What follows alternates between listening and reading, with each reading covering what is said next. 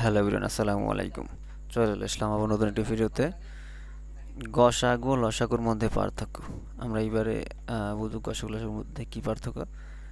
যে কোনো দুইটি সংখ্যা 10 এবং 30-এর মৌলিক গুণনীয়কগুলো নির্ণয় করা হলো। 10 এবং 30-এর মধ্যে মৌলিক গুণনীয়কগুলো হলো 2 এবং 5 হলো 10-এর, আর 30-এর 2, 3 এবং 5। 10 এবং 30-এর গসাগু হবে 2 2 ইন্টু 5 ইকুয়াল টু 10।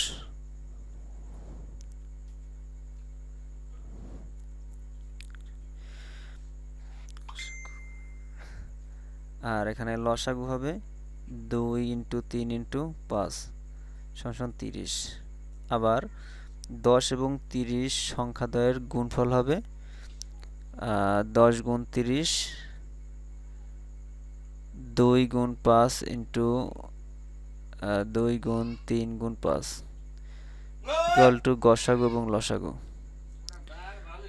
দুইটি সংখ্যার গুণফল সংখ্যা দুইটির গসাগু এর লসাগু এর গুণফলের সমান।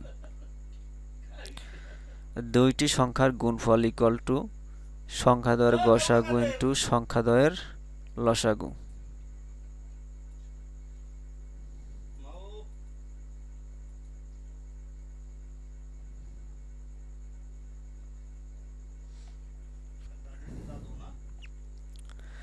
এবার দুইটি সংখ্যার গুণফল সংখ্যা দুইটির গসাগু ও লসাগুর গুণফলের সমান।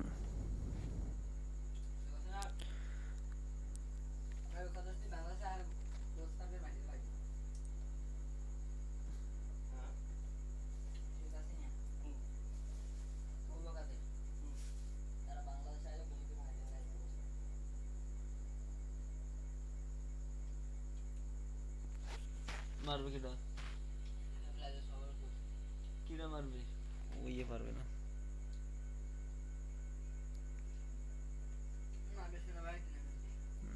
কইছে একবারও।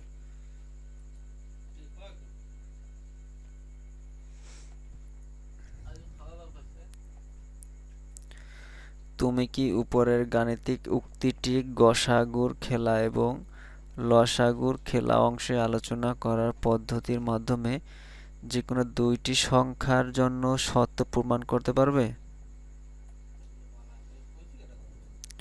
সমাধান: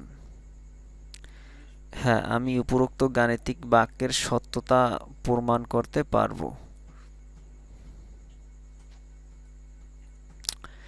এর জন্য দুইটি সংখ্যা ধরি, 4 এবং 6।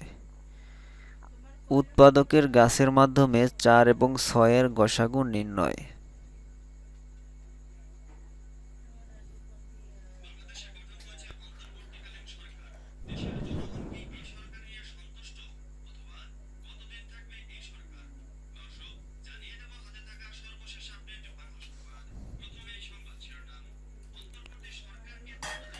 এখানে 4 এবং 6 এর জন্য দুইটি গাছ নির্ণয় করা হলো। এই হলো 4, 4কে যখন ভাঙা হয় 2 দুগুণে 4 হয়, এবং 6 যখন ভাঙা হয় 3 দুগুণে 6 হয়।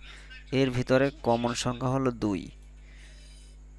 দুইটা গাছ বা দুইটা সংখ্যার মধ্যে কমন সংখ্যা হলো 2, এজন্য গসাগু হবে 2।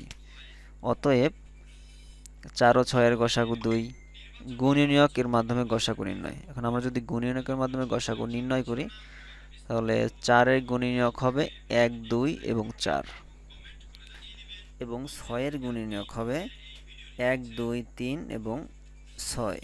তো এখানেও যদি আমরা লক্ষ্য করি, এখানে 2 কিন্তু কমন আছে দুইটার মধ্যে, এই 2 এবং এই 2।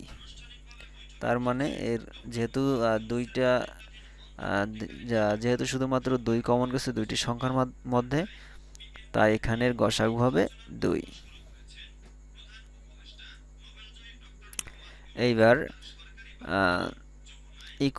ইকুয়ালড প্রক্রিয়ায় গসাগু নির্ণয়।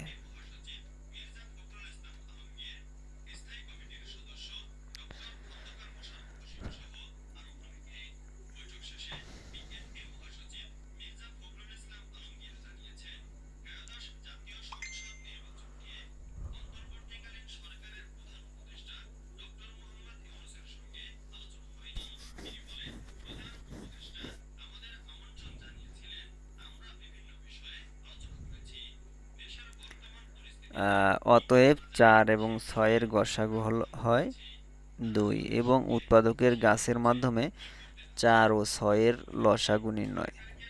এখানে আবারও আমরা গাছের মাধ্যমে লসাগু নির্ণয় করব। তো এখানে হলো ৪ ঠিক আগের বারের মতো, এখানে হলো ৬, ৬কে ২ এবং ৩ দিয়া কমন যায় শুধুমাত্র ২, ২ ৪-এর মধ্যেও আছে এবং ৬-এর মধ্যেও আছে, তার মানে দুঃখিত, এখানে আমরা লসাগু নির্ণয় করতেছি। তো লসাগু নির্ণয় করার জন্য এখানে আমাদের কমন এবং আনকমন দুইটাই নিতে হবে। এখানে যেহেতু ৩টা ২ আছে, এখানে যেহেতু এখানে একটা, এখান থেকে আমরা ২ নিব, এখান থেকে একটা ২ নেব, তার মানে এখান থেকে একটা চলে গেল। এরপরে এখানে বাকি আরও একটা থেকে যায়, তো ওই বাকি একটা এখানে বসিয়ে দিলাম এবং এখানে আনকমন শুধুমাত্র ৩ আছে, তো ৩ এখানে গুণ হিসেবে চলে আসবে। তাহলে ৩ দুগুণে ৬, ৬ দুগুণে ১২। তাহলে ৪ এবং ৬-এর লসাগু হবে ১২। এবার ইউক্লিডীয় প্রক্রিয়ার মাধ্যমে এর লসাগু নির্ণয়। তাহলে আমরা এই যে লসাগুর যে সমাধানটা, আমরা কিন্তু মোটামুটি সকলেই এই প্রক্রিয়াটি জানি। তো ৪ এবং ৬-এর মধ্যে কত যাবে? এখানে অবশ্যই ২ দেওয়া যায়। তো এখানে এই জন্য এখানকার ফলাফল আমরা ২ দিয়ে দেওয়ার পর এখানে নিচে ২ থেকে যায়, এখানে ৩ থেকে যায়, যেহেতু ২ দুগুণে ৪, ৩ দুগুণে ৬। অতএব ৪ এবং ৬-এর লসাগু হবে ২ × ২ × ৩ = ১২।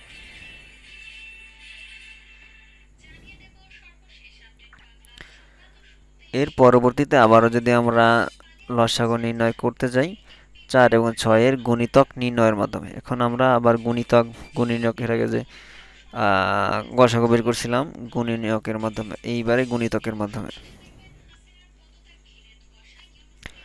৪-এর গুণিতকগুলো হলো ৪, ৮, ১২ এবং ১৬, আর ৬-এর গুণিতক হলো ৬, ১২ এবং ১৮। ৪, ৬ এর গুণিতকের তালিকা হতে সবচেয়ে ছোট সাধারণ গুণিতক পাই আমরা ১২।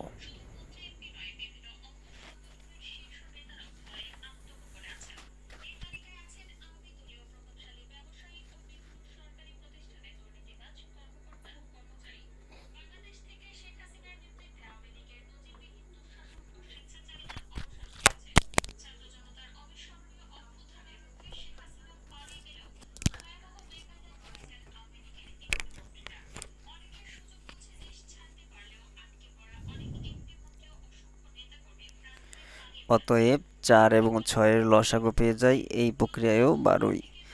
অর্থাৎ আমরা প্রত্যেক ক্ষেত্রে ৪ এবং ৬-এর গসাগু পাই ২ এবং লসাগু পাই ১২।